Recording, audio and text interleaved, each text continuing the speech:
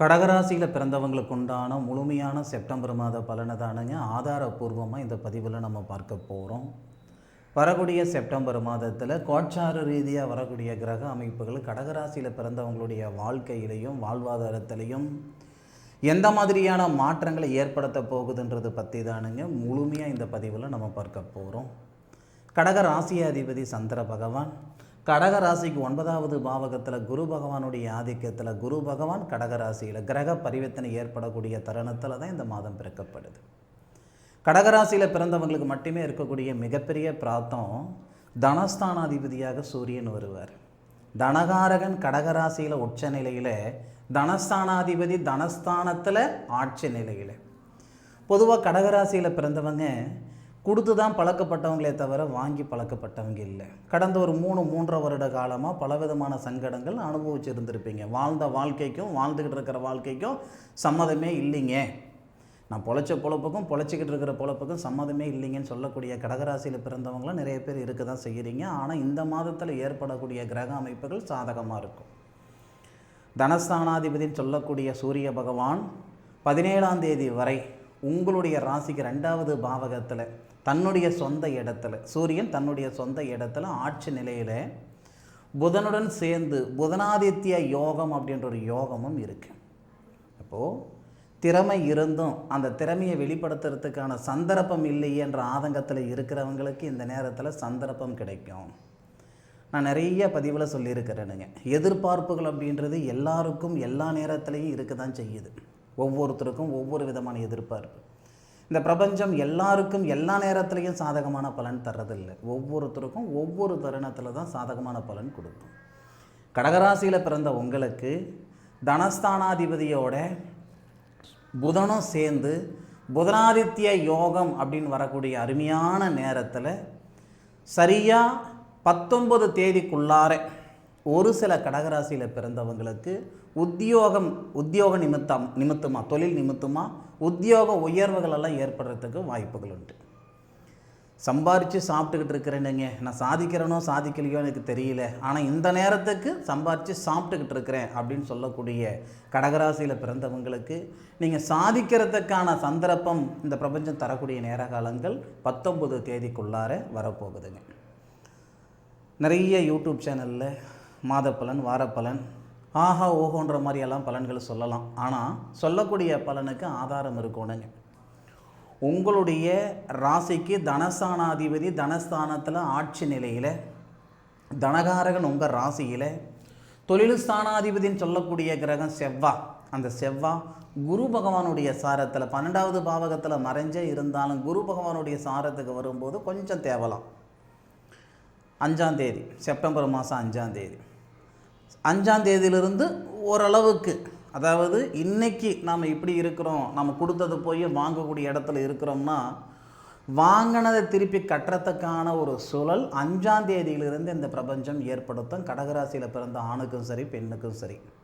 அதே மாதிரி இந்த செவ்வாய் உங்களுடைய ராசிக்கே வரும்போது சரியாக 19ஆம் தேதி, அந்த 19ஆம் தேதி தொழில் ஸ்தானாதிபதினு சொல்லக்கூடிய கிரகம் உங்கள் ராசியில், தனகாரகன் சொல்லக்கூடிய கிரகம் உங்கள் ராசியில், தொழில் லாபஸ்தானத்தை தொழிலுகாரகன் சொல்லக்கூடிய கிரகம் பார்க்கிறார். லாபஸ்தானாதிபதி சுபஸ்தானத்தில் ஆட்சியில் இருக்கும்.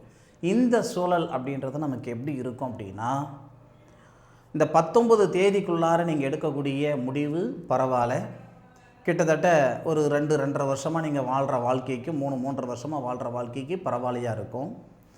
19 தேதிக்குள்ளார ஒரு 60% கடகராசியில் பிறந்தவங்களுக்கு ஒரு சில மாற்றங்கள், அதாவது தொழில் நிமித்தமாக உத்தியோகத்தில் உயர்வு நினச்சது நடக்கிற மாதிரி ஓரளவுக்கு பரவாயில்லன்ற மாதிரி அந்த 19 தேதிக்குள்ளார சொல்கிறேன் பாருங்கள், பரவாயில்ல ஒரு 60%. 19 தேதிக்கு மேற்கொண்டு இந்த கடகராசியில் பிறந்தவங்களுடைய மன அழுத்தம் நீங்க போகுது.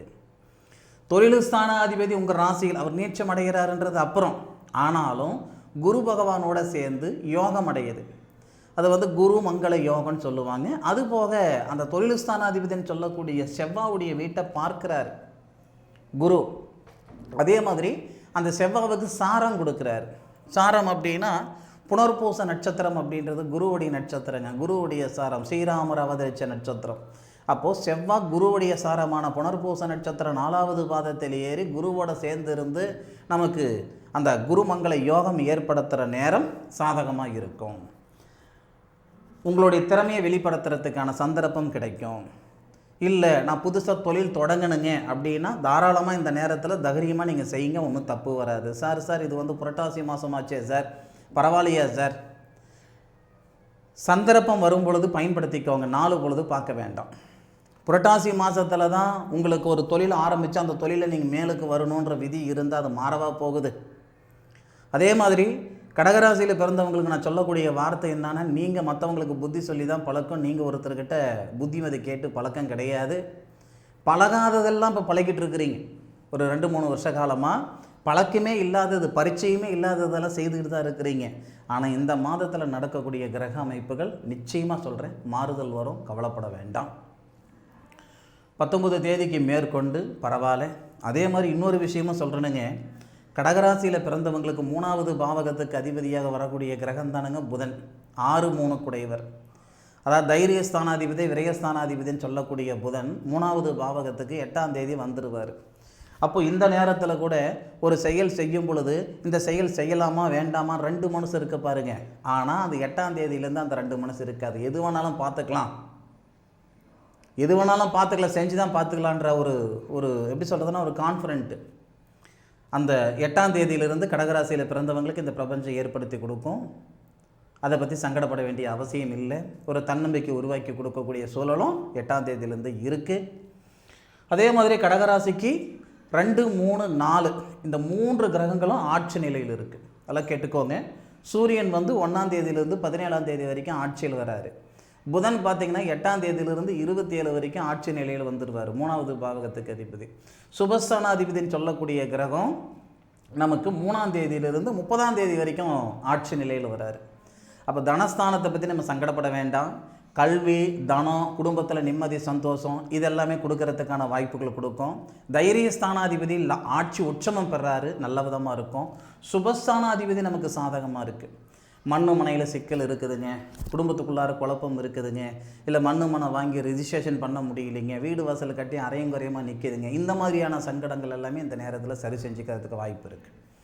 சுபஸ்தானாதிபதி ஆட்சி நிலையில் வரும்போது 3ஆம் தேதியிலிருந்து. அப்போது ஏறத்தாழ கடகராசியில் பிறந்த ஆணுக்கும் சரி பெண்ணுக்கும் சரி செப்டம்பர் மாதத்தில் வரக்கூடிய கோட்சார கிரக அமைப்புகள் கிட்டத்தட்ட ஒரு 75% நல்லா இருக்குதுங்க. 100% நல்லா இருக்குதுங்க, ஆஹா ஓஹோன்னு சொல்கிற அளவுக்கு இல்லை. ஒரு 75% கடகராசியில் பிறந்தவங்களுக்கு பரவாயில்லையாக இருக்கும்.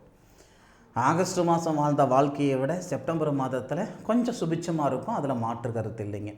நேர காலங்கள் வரும் பொழுது சரியான முறையில் பயன்படுத்திக்கோங்க. 100% கடகராசியில் பிறந்தவங்களுடைய சங்கடங்கள் நீங்கி கடன் தொல்லைகள் நீங்கிறதுக்கான ஒரு பாதையை இந்த பிரபஞ்சம் உருவாக்கி கொடுக்கக்கூடிய நாட்கள் இந்த செப்டம்பர் மாத காலகட்டத்தில் ஏற்படுத்தும், மாற்று கருத்து இல்லை. அனுபவித்து சொல்லுங்கள். ஆராய்ச்சி நான் பலன் சொல்லியிருக்கிறேனுங்க.